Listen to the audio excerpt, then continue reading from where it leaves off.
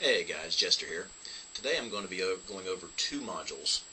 They were tournament modules in 1980 and 81, and they are entitled The Hidden Shrine of Tamoachan and The Ghost Tower of Inverness. Now,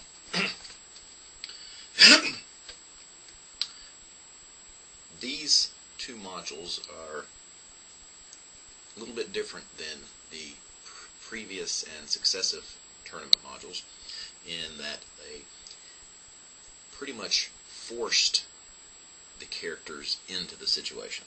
And in all the other tournament modules, pretty much they were given a scenario, and obviously in the tournament, the point is to go through the module. But if you were just a home DM trying to get your players to go into to do these modules, then you would they actually had a choice. They could decline the offer and do something else. But in these two modules, basically they were put in a situation where they were forced to do it or die. So I'm going to start actually with C2, the Ghost Tower of Inverness. Love the artwork here. The artist is Rosloff, as in, let's see, what's his first name here?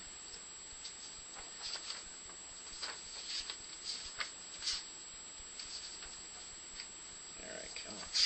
There we go. Jim Rosloff. So, basically it's a straightforward module.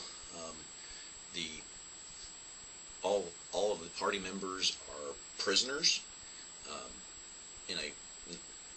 not in prisoners because they got captured by monsters in a cavern or something, but these are actual real prisoners in a jail for different crimes that they've committed. And the seer of Ernst wants them to go on a mission for him, and if they succeed in bringing back what he desires, then they will be pardoned of their crimes. So basically it's like, you can go and do this and win your freedom, or go back to prison and die there. So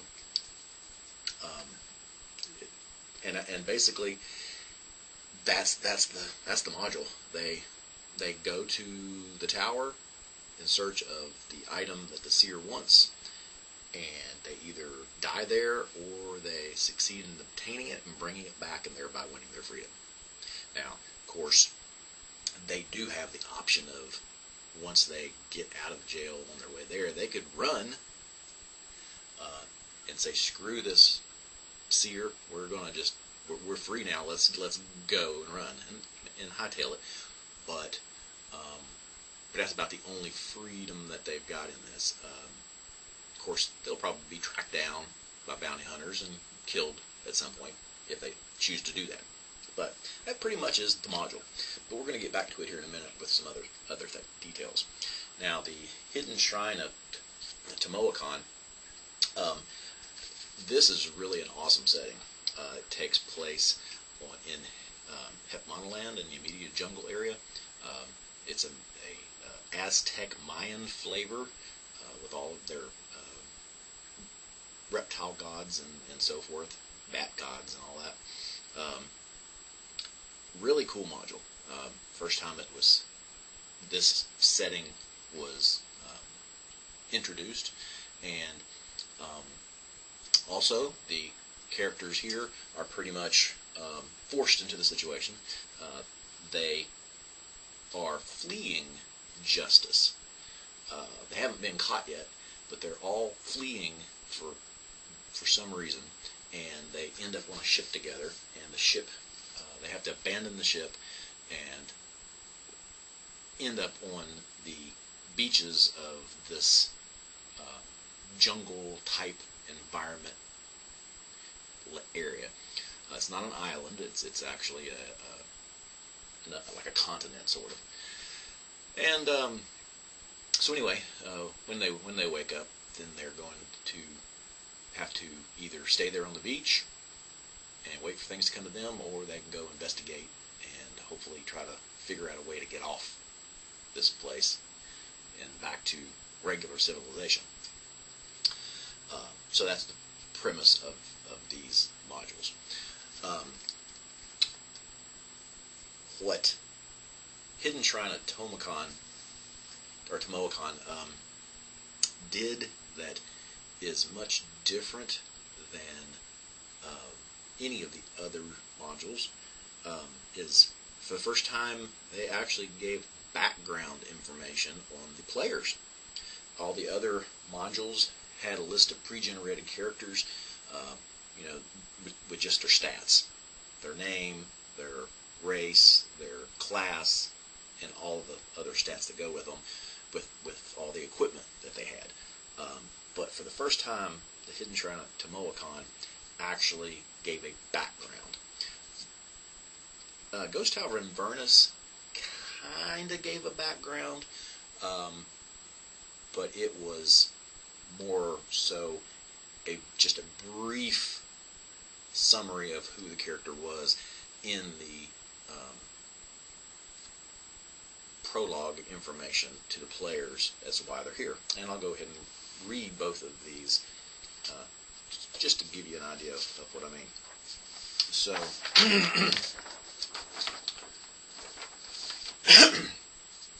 you don't know what time it was when you were awakened, for the room you stayed in had no windows. All you know is that you have been roughly dragged from your cot by the palace guard, and that you now find yourself walking down a long, dimly lit corridor. With you are 4 people whom you have never met before, each escorted by several heavily armed guards, similar to the ones who walk by your side. You wonder what the others could have done to deserve so dubious an honor.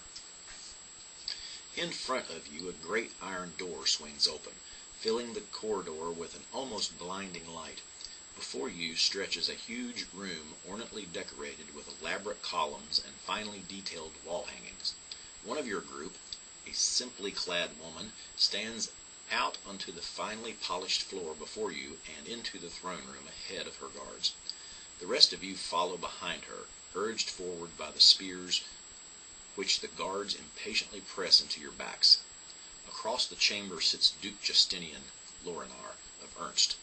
To his right, partially shrouded in shadow, stands his advisor, the mysterious magician known only as the Seer. At a motion from the Duke, your party is urged forward to stand before the ducal throne.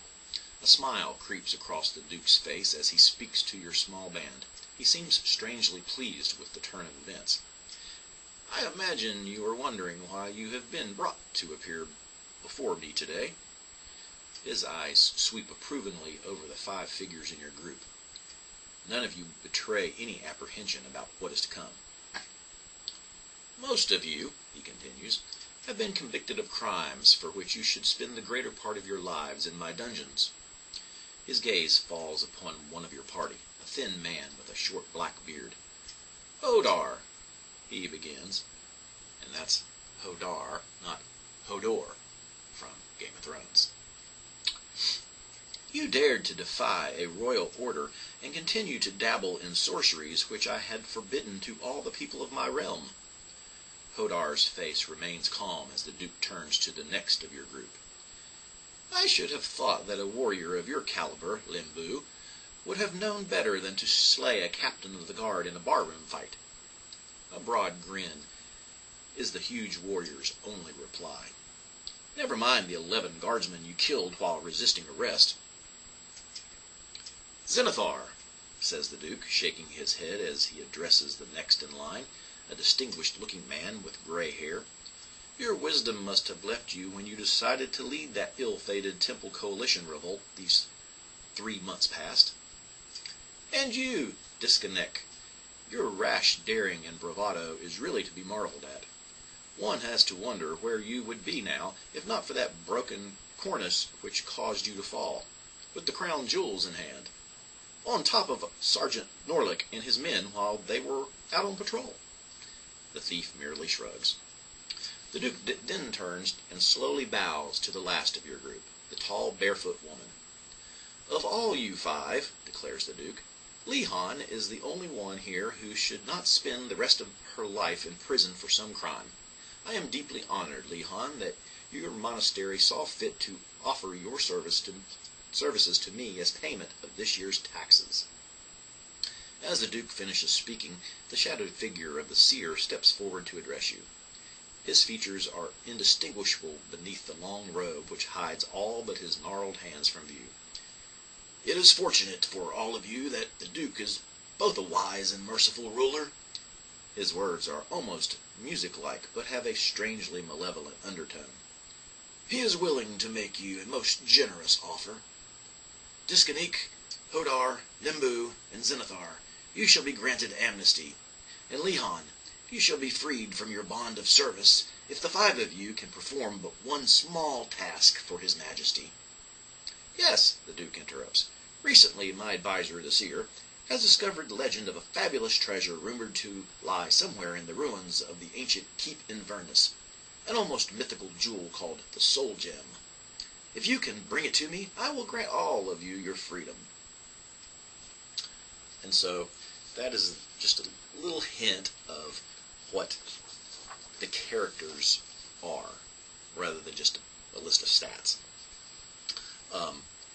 That was actually the second of the 2 modules. Hidden Shrine of Tamoachan, sorry, it's very easily to mispronounce. Before I go into that, we'll get to that now. So, let's see, do I want to do the background first, or do I want to, yeah, let's do the background first. So, this is what the characters find themselves in. Then I'll go ahead and give you their background, or their individual backgrounds. This is what they encounter. Your party is lost. You should never have abandoned the ship and struck out on the marshes, but your pursuers were closing on your trail, and it seemed the only way. Stumbling onward through the fens, your party makes for higher ground ahead. As you cross the ridge, the sun sinks below the horizon and night comes. Breathless, the party drops to the ground, and you try to catch your wind with the welcomed rest. Somewhere behind you comes the sound of distant shouts. Scrambling back to your feet, you force your way further into the brush, past great carved stones which lie overturned on the ground. A full moon rises, sending moonbeams and ghostly shadows to flicker through the branches. Ahead in the woods, a light glows and seems to beckon, perhaps a shelter for the night.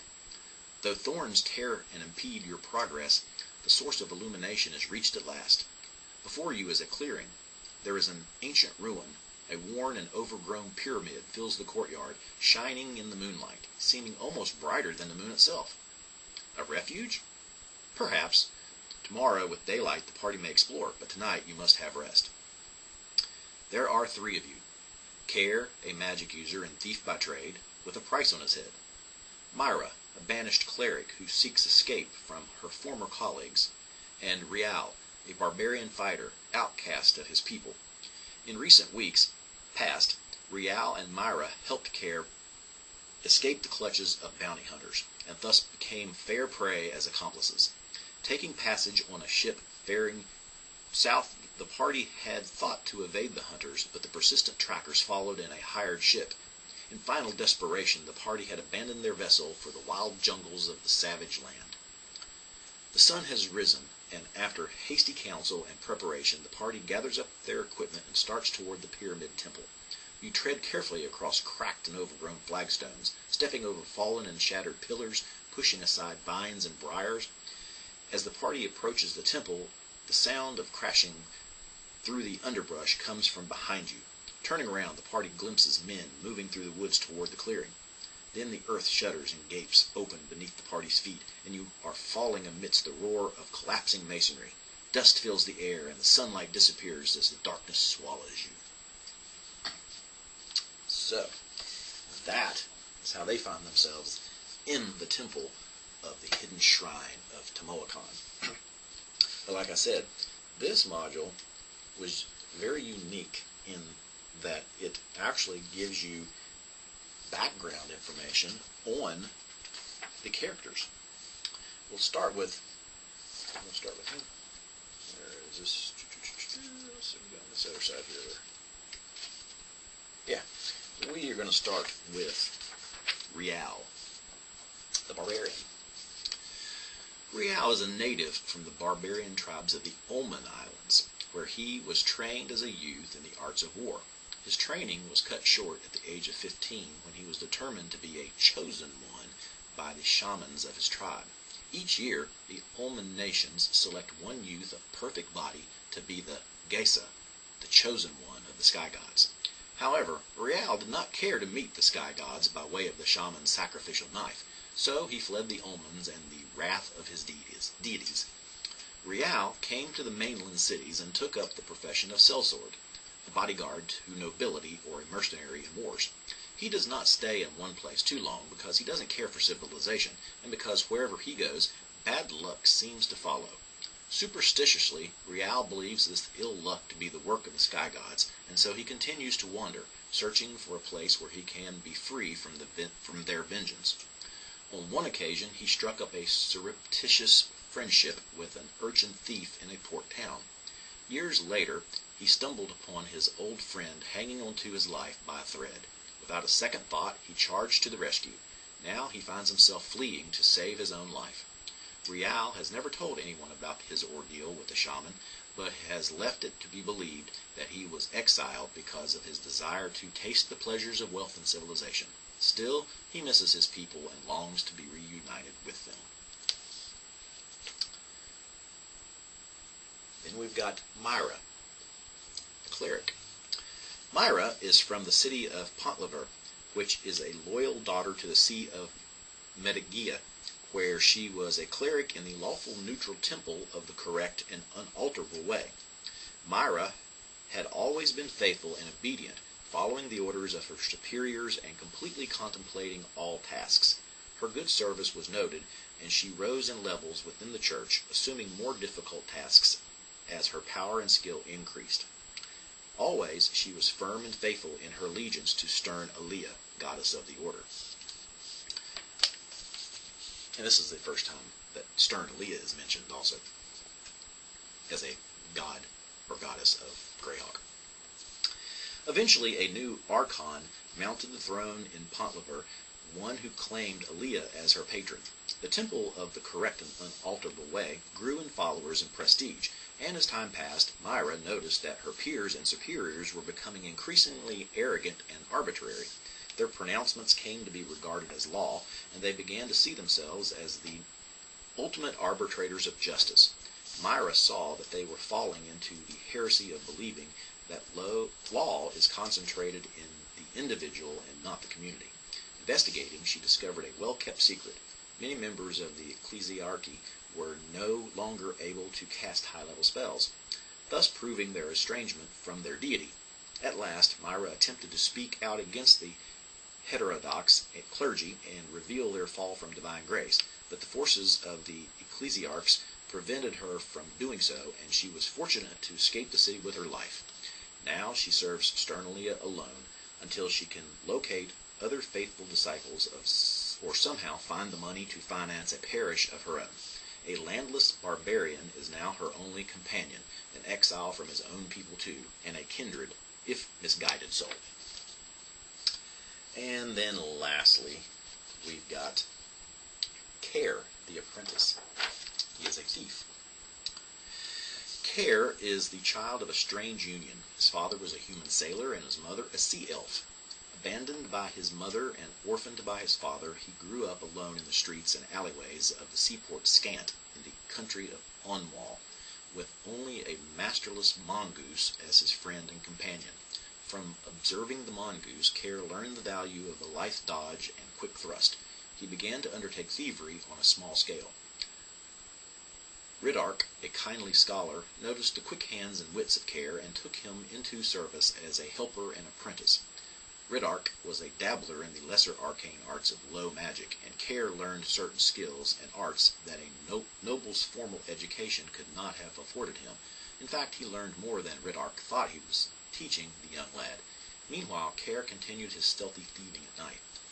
Ridark grew careless as he grew old, and one evening he omitted 1.5 crucial passes from the rite of the winds of time, and was filled with the spirit of a crazed devil. The old man attacked Care in a maniacal frenzy, and the young thief was forced to kill his master in self-defense. Unfortunately, the city guard, who wanted to ask Care some questions about a missing necklace, took that moment to enter and find him standing over Ridark's crumpled form with a dripping blade. Though pierced by 2 crossbow bolts, Care managed to make good his escape and now flees the bounty hunters who pursue him for the price of his head. And that is the 3 characters who go through this module, Hidden Shrine of Tamoachan.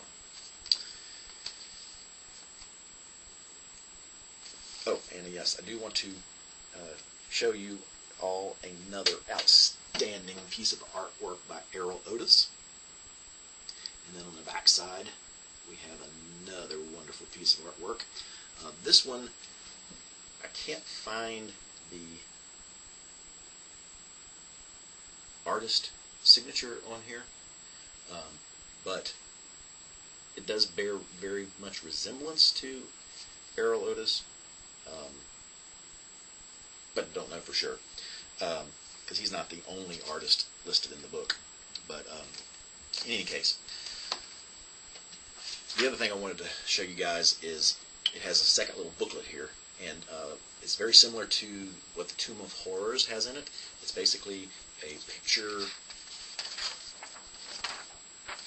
depiction of what the characters see when they reach certain things.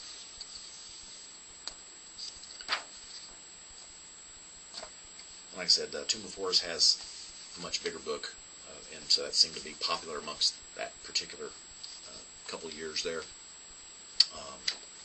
But anyway, well guys, I mean, short and sweet, about wraps everything up. I don't have any terrain or miniatures to show you on either one of these, but I hope you enjoyed this viewing, reading, whatever you would like to call it. Please hit the subscribe button so you can be updated on when more of my videos are released, and make sure that you like and leave comments in the comments section, and please share my channel with all your friends. The more subscribers I get, hopefully I'll actually start getting paid to do this. But until then, and until next time, and as always, see you soon.